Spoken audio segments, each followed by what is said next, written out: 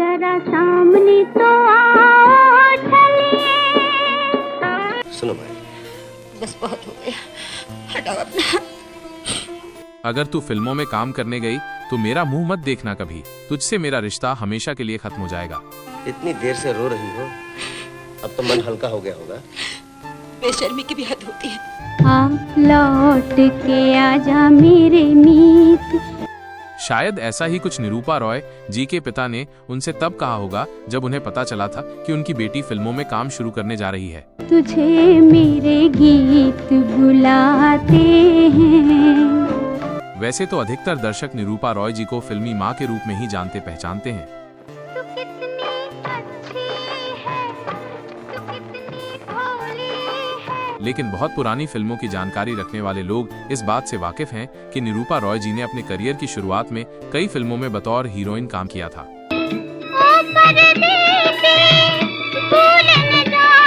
और उस दौरान कई शानदार गीत भी निरूपा रॉय जी पर पिक्चराइज हुए थे।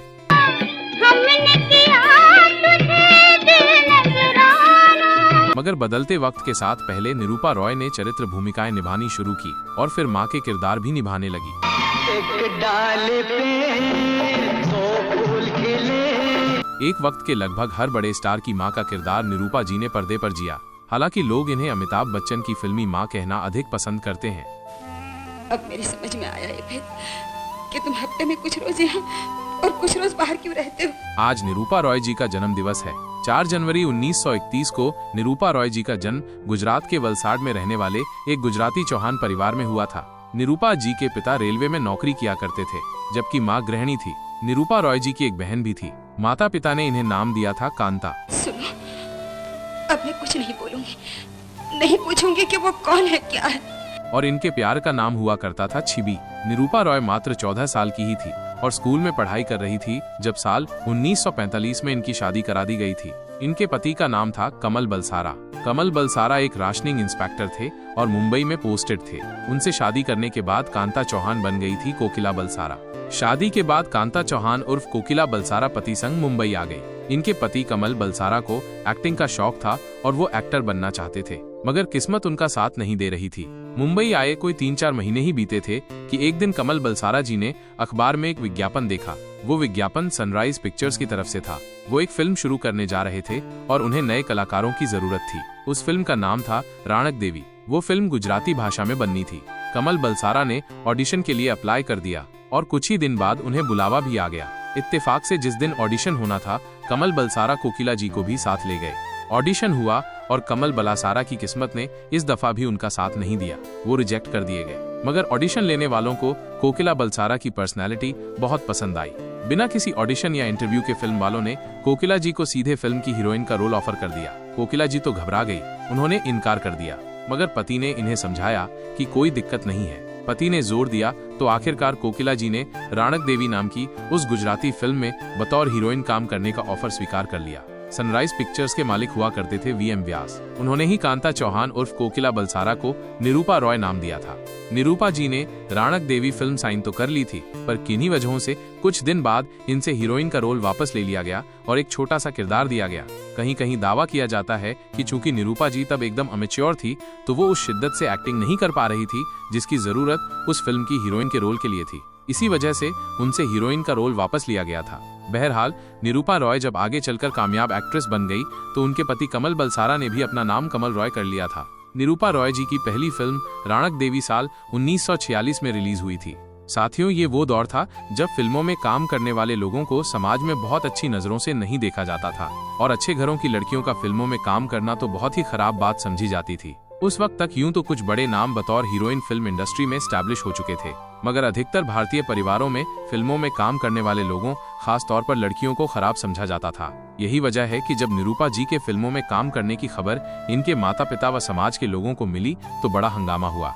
लोगों ने निरूपा जी को बहुत भला बुरा कहा। यहाँ तक कि निरूपा जी के पिता भी बहुत नाराज हुए। उन्होंने तो धमकी दे दी कि अगर कांता निरूपा रॉय ने फिल्मों में काम किया तो वो उसके साथ अपने संबंध हमेशा के लिए खत्म कर देंगे। फिल्म राणक देवी जब रिलीज हुई तो समाज के लोगों का मुंह तो बंद हो गया, लेकिन पिता का गुस्सा खत्म नहीं हुआ। वो अपनी जिद पर ऐसे अड़े कि वाकई में आखिरी सांस तक उन्होंने निरूपा जी का मुंह नहीं देखा। उनके जिंदा रहने के दौरान अपनी माँ से भी निरूपा जी छिप छिप कर मिला करती थी। निरूपा रॉय जी की पहली हिंदी फिल्म थी लाखों में एक, जो साल 1947 में रिलीज हुई थी। ये फिल्म सेठ चंदूलाल शाह की कंपनी रणजीत मूवी टोन में बनी थी। लेकिन निरूपा जी ने जो हिंदी फिल्म सबसे पहले साइन की थी वो थी अजीत पिक्चर्स के बैनर तले बनी गुणसुंदरी। गुणसुंदरी हिंदी और गुजराती दोनों भाषाओं में बनी थी और उस फिल्म में निरूपा रॉय जी के हीरो थे मनहर देसाई, जबकि रति भाई पुणातर ने ये फिल्म डायरेक्ट प्रोड्यूस की थी। प्रोडक्शन में हुई देरी की वजह से गुणसुंदरी फिल्म साल 1948 में रिलीज हो सकी थी। ये वो समय भी था जब धार्मिक, ऐतिहासिक और सामाजिक फिल्में भी बड़े पैमाने पर बनती थी और इस तरह की फिल्मों के अलग कलाकार होते थे। मगर निरूपा रॉय जी हर तरह की फिल्मों में काम कर रही थी।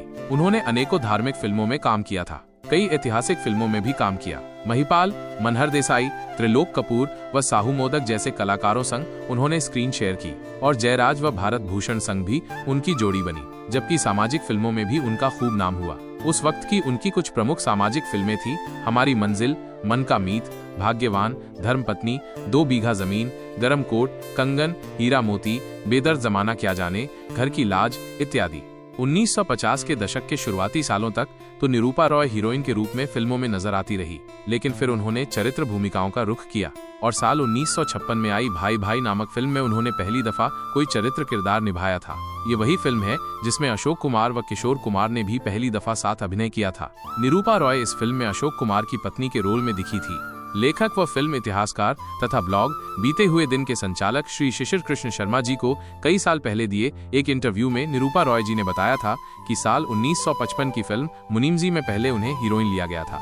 उन्होंने हीरोइन की जवानी से बुढ़ापे तक के दृश्य शूट किए थे। वो उनके लिए बड़ी चुनौती थी और उस चुनौती को स्वीकार करते हुए निरूपा रॉय जी ने बहुत कुशलता से वो किरदार निभाया। मगर बहुत बाद में उन्हें पता चला कि जवानी के उनके सभी दृश्य तो काट दिए गए हैं और उन्हें एक्ट्रेस नलिनी जयवंत पर फिर से फिल्माकर मुनीमजी फिल्म रिलीज किया गया है। यूं तो निरूपा रॉय जी के जो दृश्य उस फिल्म में बचे थे, उन्हीं के लिए निरूपा जी को Filmfare best supporting actress award मिल गया था। इससे अंदाजा लगाया जा सकता है कि निरूपा रॉय जी ने कितने सशक्त तरीके से वो किरदार निभाया होगा। निरूपा जी ने कहा था कि वो अवार्ड भी उनका दुख कम नहीं कर सका था। उस वक्त के दर्शकों के बीच निरूपा रॉय जी की छवि धार्मिक फिल्मों में काम करने वाली एक्ट्रेस की ही थी। निरूपा जी कई फिल्मों में देवी के किरदार निभा चुकी थी और ऐसे में कुछ लोग तो इन्हें ऐसे भी मिल जाते थे जो सच में देवी मानकर इनकी पूजा करते थे और इनसे आशीर्वाद देने की गुजारिश भी करते थे। मगर निरूपा जी एक वक्त के बाद धार्मिक फिल्मों की हीरोइन की अपनी छवि को बदलना चाहती थी, इसलिए उन्होंने 1952 की सिंदबाद, द सेलर व 1959 की बाजीगर नामक 2 स्टंट फिल्मों में काम किया। लेकिन निरूपा रॉय जी को देवी मान चुके लोगों को पर्दे पर इनका मार पिटाई करना रास नहीं आया। उन लोगों ने निरूपा जी को खत लिखकर अपनी नाराजगी जाहिर की। कुछ ने तो बहुत सख्त भाषा भी खतों में इस्तेमाल की।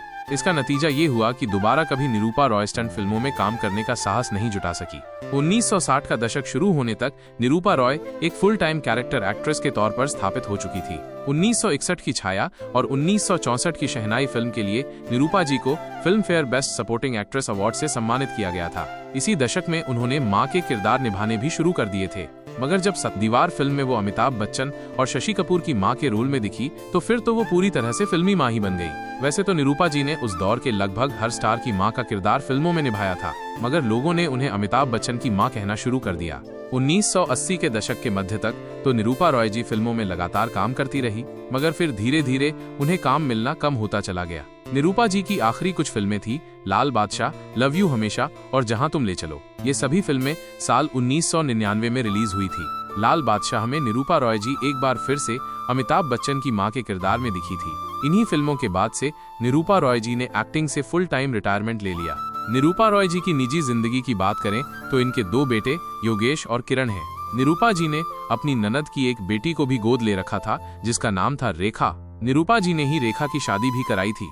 रेखा अब अपने पति व परिवार संग लंदन में रहती हैं। निरूपा रॉय जी का करियर तकरीबन 55 साल चला। इस दौरान उन्होंने लगभग 300 हिंदी फिल्मों व 16 गुजराती फिल्मों में काम किया था। साल 2004 में फिल्म फेयर वालों ने निरूपा रॉय जी को लाइफ टाइम अचीवमेंट अवार्ड से भी सम्मानित किया था। मगर विडम्बना देखिए, इसी साल यानी 2004 की 13 अक्टूबर को 73 साल की उम्र में दिल का दौरा पड़ने से निरूपा रॉय जी का निधन हो गया। हमारे YouTube चैनल फिल्मोग्राफी 78 की तरफ से निरूपा रॉय जी को बहुत सम्मान के साथ याद करते हुए उन्हें श्रद्धांजलि करता है। शत शत नमन।